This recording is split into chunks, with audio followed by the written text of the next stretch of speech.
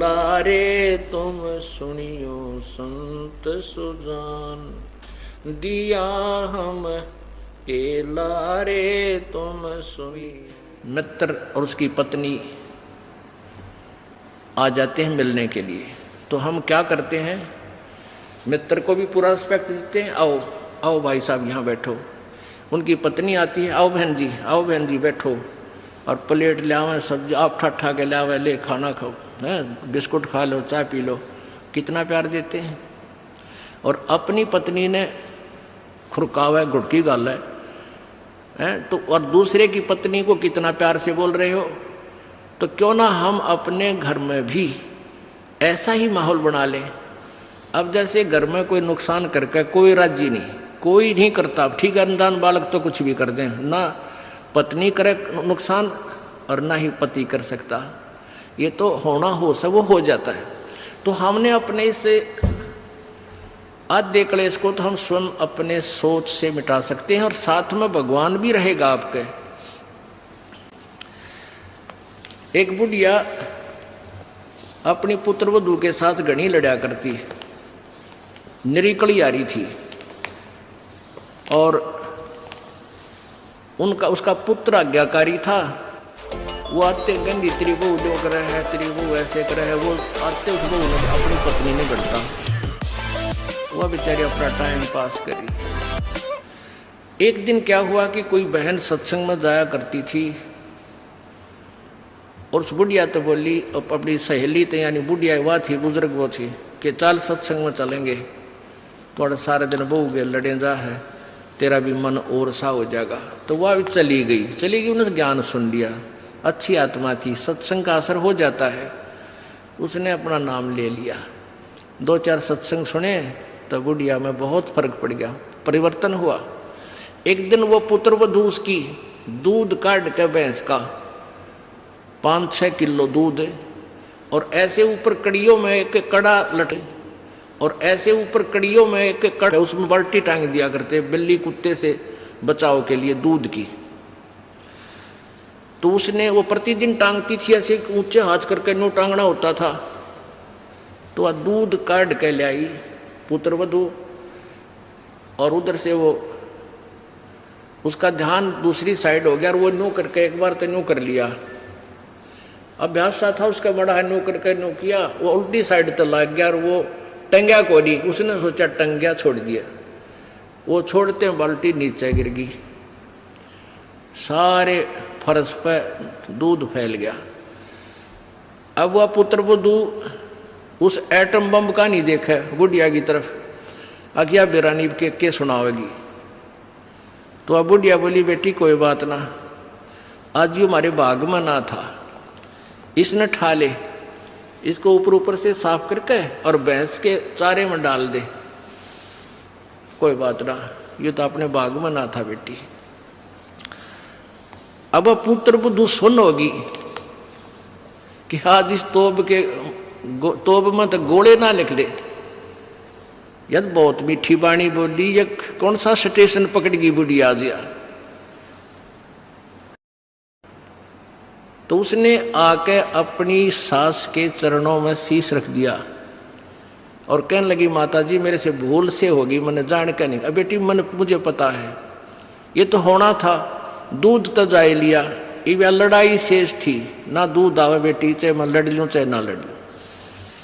अब बुढ़िया ने, उस पुत्र वधू ने सोचा, या तो बोला था ठीक से, कदे वैसे कह रही हो, पहले तो उसने नहीं सोचा था कहीं या वैसे ही कह रही है छो में।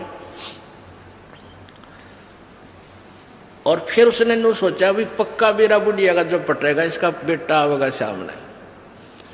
अब सामने वो लड़का आया,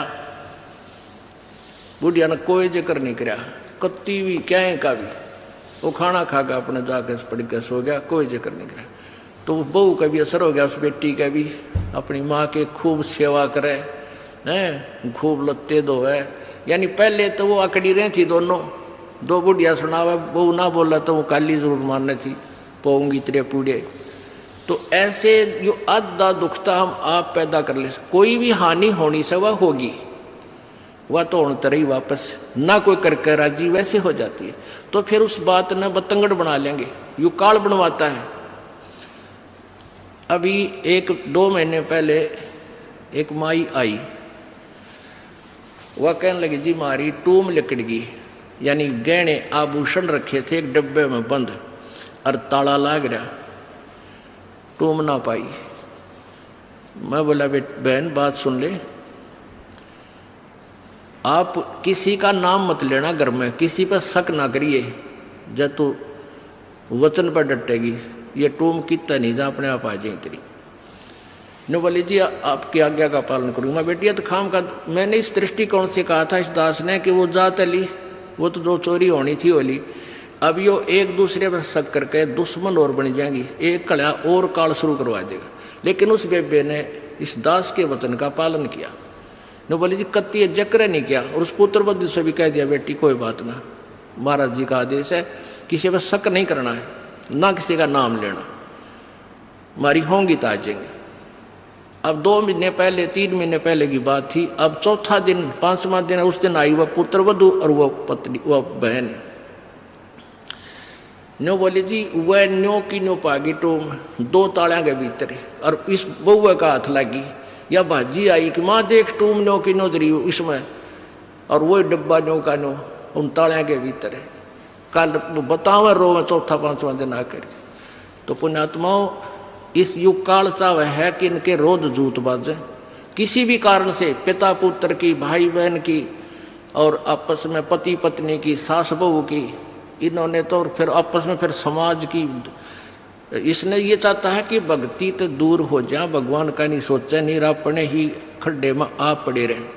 और परमात्मा चाहता है ये बच्चे आपसी राग द्वेष छोड़कर मेरी तरफ ज़्यादा ध्यान दें, तब कल्याण होगा।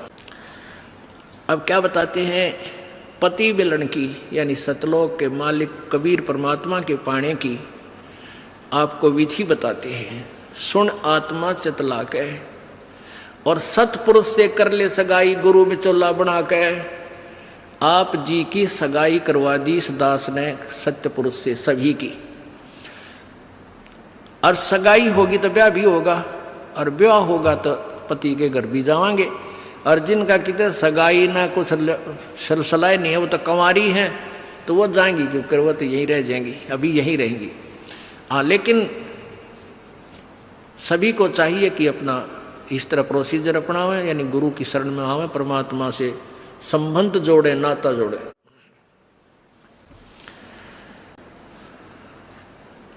सतपुरुष से कर ले सगाई, गुरु बिचौला बना के। फिर सत्संग बान बैठिए लाडो और दान की मेहंदी रचा के। जैसे बान बिठाया करते हैं, 5-6 दिन बिठाया करते, 6-7 दिन, तो परमात्मा कहते हैं वहाँ वो तेल चढ़वाते हैं, वो बान नहीं, इस सत्संग रूपी बान में यहाँ बान बैठो, यहाँ आओ, ये राम नाम का तेल चढ़ावांगे आपके, और फिर आपका रंग रूप निकल जाएगा, यानी आपके अंदर परिवर्तन आएगा। तो क्या कहते हैं, सत्संग बान बैठिए लाडो और दान की मेहंदी रचा के।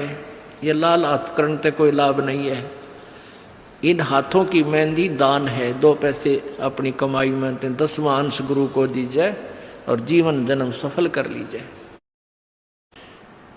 और 5 गहने पैर सुहागन, शील, संतोष, विवेक, दया, आधीनी, विनम्रता, और सतनाम की बिंदी लाके, जैसे टिक्की लगाते हैं, कहते हैं तेरा मूल मंत्र ये सतनाम हो, ये सच्चा नाम 2 अक्षर का जिसमें एक ओम और एक तत् है, ये त्रिबिंदी हो, यानी तेरा ये खास सबसे पहले दिखाई दे कि ये सतनाम उपासी है। आत्मा परमात्मा को जब प्यारा लगेगा तो जब स्वीकार करेगा। और फिर क्या कहते हैं, प्रेम की लाली ला कै सुरता क्यों ना पति रिझावे है। ये लाल ओट करने से कोई लाभ नहीं है, ये तो मूर्खा के काम है। पहले कोई भी ऐसी क्रिया अच्छे घरों की बहन बेटियां नहीं करते थे। इस नकली सी सिनेमा ने, इन टेलीविजनों ने ऐसा भट्ठा बैठा दिया कि सबको एक सत्र पर गली में ला खड़ा किया। गांव घर में ब्याह होता है, पहले कंजरी नाचा करती, हिजड़े नाचा करती, ये वैसाएं नाचा करती थी। अब बहु अच्छे घरों की बहु बेटियां सरेआम गली में डांस करती हैं, ऐसा बूंदा लाल थोपड़ा करके। तो क्या ये अच्छे कर्म है? ये नहीं करना चाहिए। एक सभ्यता से रहना चाहिए। हमने हम इंसान है, वो तो एक समाज का जो बिगड़ा हुआ रूप होता था वो इस तरह की बकवादें किया करते थे। तो ज्ञानहीनता, मर्यादाहीनता, निर्लज्जता इतनी बढ़ गई समाज में, इसको भी अब सेट करना है।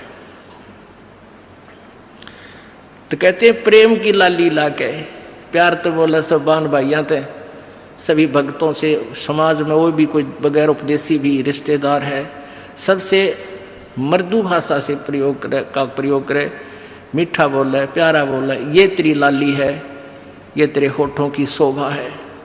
फिर कहते हैं जाप अजप्पा जप के अपना दहेज बना लिए। ओह, ये भक्ति की कमाई जो श्वास उश्वास से ये अजप्पा जाप कहलाता है। कहते इसका जाप करके तू अपना ये दहेज बना, यानी धन जोड़ ले जो आगे लेकर जाना है, दहेज जो अपने पति के घर लेके जाना है। पहले एक कुरीति थी कि जो लड़की घना धन लेकर आती थी दहेज का, उसका आदर पूरा परिवार करता था। ऐसे ही हम भ्रमित थे, अज्ञानता थी। तो उसी दृष्टिकोण से ये कहा गया है कि जैसे अच्छा ज्यादा दहेज लाने वाली बहु पुत्र वधू अपने ससुराल में आदर सत्कार पाती है, ऐसे ही तू डट के भजन कर, घना दहेज बना ले, सत्य अजप्पा जाप।